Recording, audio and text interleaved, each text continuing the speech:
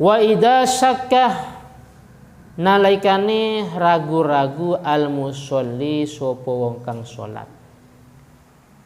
Wa idza syakka nalikane ragu-ragu al musolli sapa wong kang salat fi adadi ma ing dalem hitungan rakaat.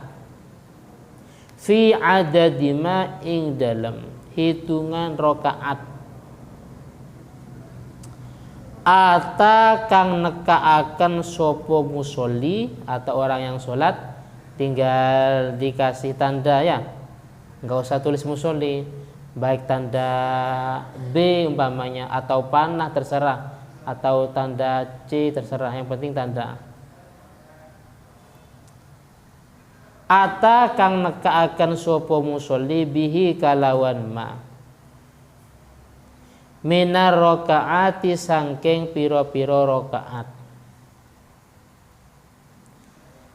Minar rakaati sangking piro-piro rakaat kaman kaya wong.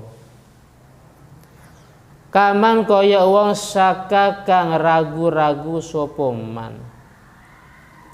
Saka kang ragu-ragu sapa man hal sholat ana toh salat sapa man.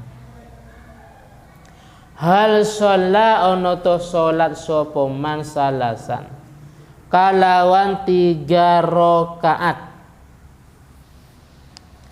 au arbaan utawa 4 rakaat. Bana mongko nerusaken sopo man. Bana mongko nerusaken sopo man alal yakini atas yang diyakini, alal yakini atas yang diyakini.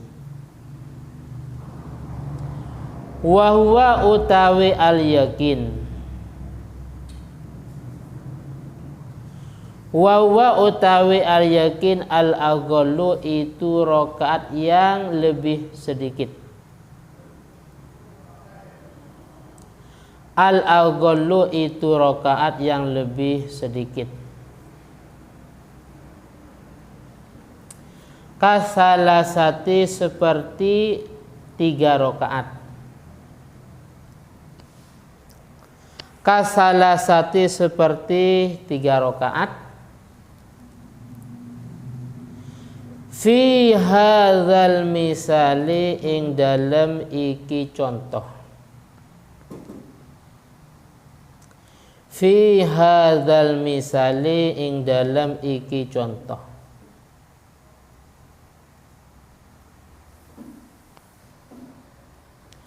Wa atah lan nekaaken sapa man. Mulai malam ini dan seterusnya insyaallah. Jadi sebelum pulang langsung maju ke depan satu-satu. Saya tanda tangan, kalau lengkap tanda tangan boleh keluar.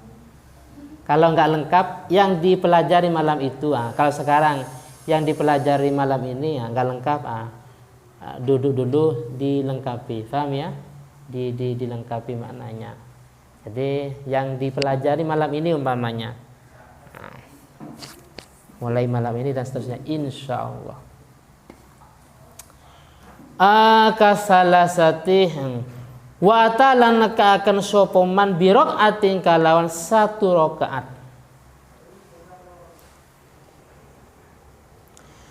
Wa yasjudu lan sujud sapa wong lisahwi karena lupa. Wala yanfa'uh dan tidak manfaat atau tidak pengaruh. Wala yanfa'u dan tidak bermanfaat atau tidak berpengaruh hu ing man.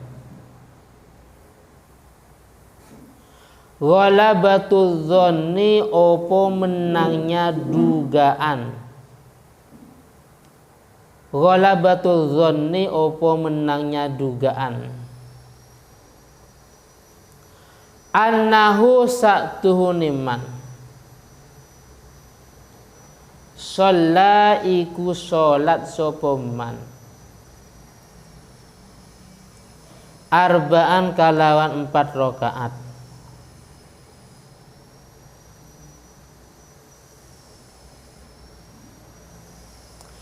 Wala ya'maluh dan tidak mengamalkan atau tidak ngelakuakan sopoman biqauli ghairihi kalawan ucapan orang lain, biqauli ghairihi kalawan ucapan orang lain,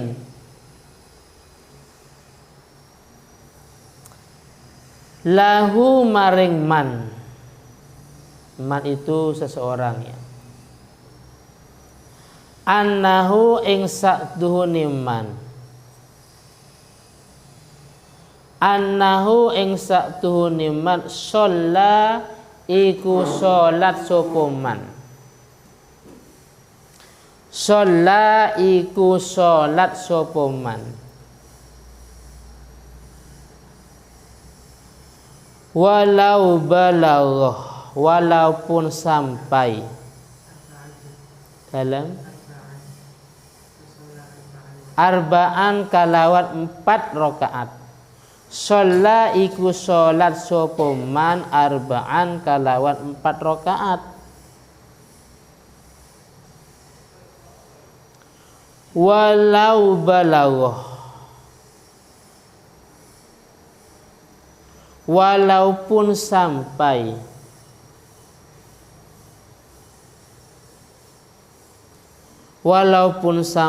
zalikal qailu sapa mungkono wong kang mengatakan, orang yang mengatakan, walaupun yang mengatakan itu sampai adadat tawaturi ing hitungan mutawatir, adadat tawaturi ing hitungan mutawatir.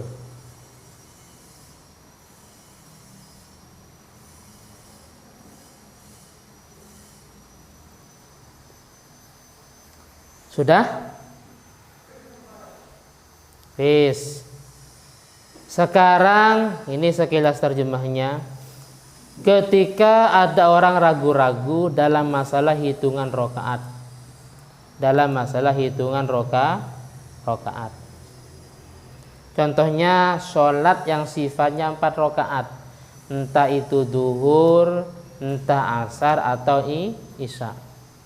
Lah dia ragu-ragu, ini apa sudah 4 atau masih 3? Paham ya? Ini ragu-ragu, paham?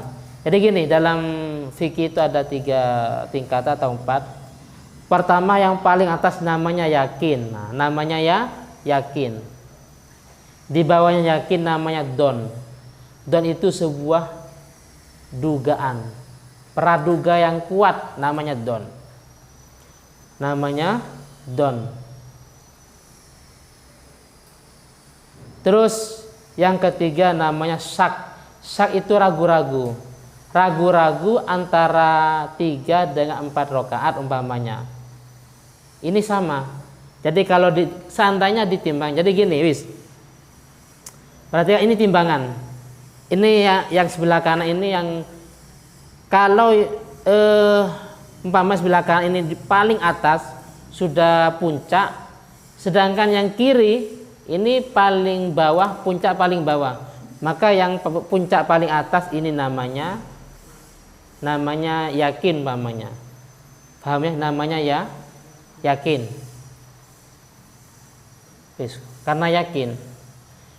Wis, kalau seandainya ditimbang, ada sebuah yang lebih unggul, ada yang diunggulkan umpamanya. Yang lebih unggul itu namanya don. Yang diunggulkan itu namanya waham. Waham itu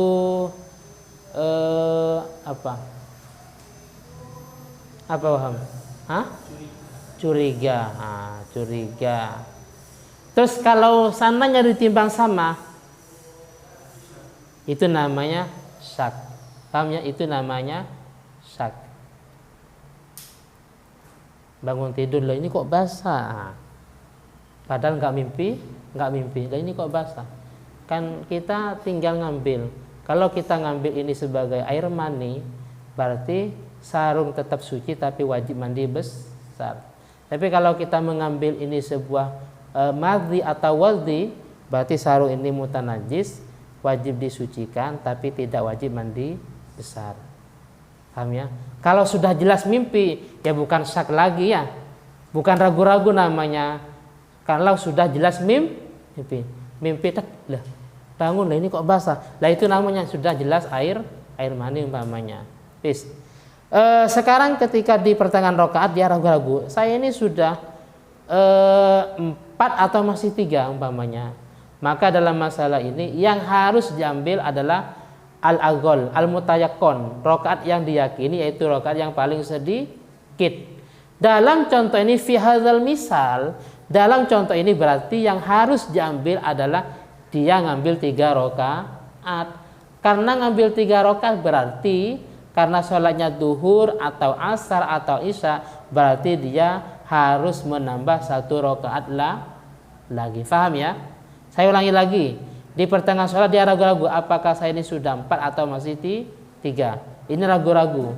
Maka yang harus diambil rakaat yang paling sedikit, yaitu 3 rakaat. Karena ngambil 3 rakaat berarti dia harus mendatangkan 1 rakaat lagi. Paham ya? Harus mendatangkan 1 rakaat lagi. Dan sebelum salam dianjurkan sujud sahwi. Kenapa? Karena gini, sujud sahwi itu karena dia lupa, karena dia ragu-ragu. Kalau memang itu rakaat tadi sudah 4 umpamanya, karena dia ragu-ragu. Kalau tadi kurang, oh berarti itu menambah daripada kekurangannya. Nah ini bahkan dikatakan wala yanfa'uhu wala batudzon annahu shalla arba'an. Walaupun dia punya sebuah dugaan yang kuat, oh saya ini sudah 4. Ternyata dikomentari di sini tidak berguna. Artinya apa? Tetap tuntutan agama dia harus mengambil rakaat yang paling sedikit. Bahkan wala ya'malu biqauli ghairi, dia tidak boleh mengamalkan ucapan orang lain. Jadi di belakang itu umpamanya, Mas, sudah 4 rakaat kok nambah lagi umpamanya, paham ya? Sudah 4 kok nambah lagi. Jadi di belakang, di samping ada yang menegurnya, ada yang memperingatinya bahwa rakaatnya sudah 4, tidak boleh nambah 1 rakaat lagi. Tetap dalam hal ini dia tidak boleh mengikuti ucapan orang lain. Artinya apa? Tetap dituntut untuk menambah 1 rakaat. Walaupun, nah ini, walaupun yang mengatakan itu sudah nyampe pada hitungan mutawatir. Apa mutawatir? Mutawatir itu adalah anjam'in yamtani'u tawatuhum alal kadhib. Yang mengatakan orang banyak yang tidak dimungkinkan dari sekian orang banyak itu tidak mungkin berdusta. Kalau yang mengingatkan sampai 10 orang, kira-kira masa 10-nya berdusta? Gak mungkin, paham ya? Wis. Jadi kalau secara Fathul Qoribnya dia kan harus mendatangkan 1 rakaat lagi. Walaupun yang berteriak di belakang itu sampai 10-20 orang umpamanya. Tapi saya mutawatir itu ratusannya. Dalam bab nikah itu ratusan. Lala sohab seperti itu kurang lebihnya. Jadi yang teriak di belakang itu, mas, sudah 4 rakaat gak usah nambah lagi. Orang banyak umpamanya, itu namanya mutawatir. Kalau sekilas dalam Fathul Qoribnya, dia harus dituntut untuk menambah 1 rakaat lagi. Tidak usah menghiraukan perkataan orang banyak. Cuman dikomentari dalam ini Hasyiah Bajurinya, yang seperti itu pendapat yang lemah. Wal mu'tamadu annahu idza balagha dzalikal qailu adada tawatur. Kalau pendapat yang kuat di sini, pendapat yang kuat kalau memang yang teriak itu orang banyak, sampai ratusan semuanya teriak. Mas nggak boleh nambah lagi umpamanya sampai ratusan orang. Maka yang harus dia ikuti adalah ucapannya orang tadi. Jadi ada sebuah komentar di dalamnya, Wal mu'tamadu, pendapat yang kuat, kalau memang yang mengatakan itu orang banyak umpamanya, maka dia harus mengikutinya. Paham ya? Jadi ini ada sebuah tambahan faedah. Jelas ya? Jadi kesimpulannya, ketika ragu-ragu dalam masalah hitungan rakaat, maka yang harus diambil rakaat yang paling sedikit. Kalau dia sholat maghrib ini sudah 3 atau masih 2, berarti dia yang harus diambil rakaat yang 2 rakaat. Berarti mendatangkan 1 rakaat lagi sebelum salam sujud sahwi. Toh sekalipun di belakang ada yang teriak, mas nggak usah nambah, sudah pas rakaatnya. Wis, tidak usah peduli. Kecuali yang teriak di belakang itu sampai banyak umpamanya. Maka ada sebuah komentar di Hasyiah Bajuri di sini, kalau memang sampai banyak maka harus mengikuti teriakan tadi karena sudah dianggap hitungan mutawatir. Itu pendapat yang kuat. Adapun yang di Fathul Qorib ini dianggap sebuah pendapat yang dhaif atau yang lemah.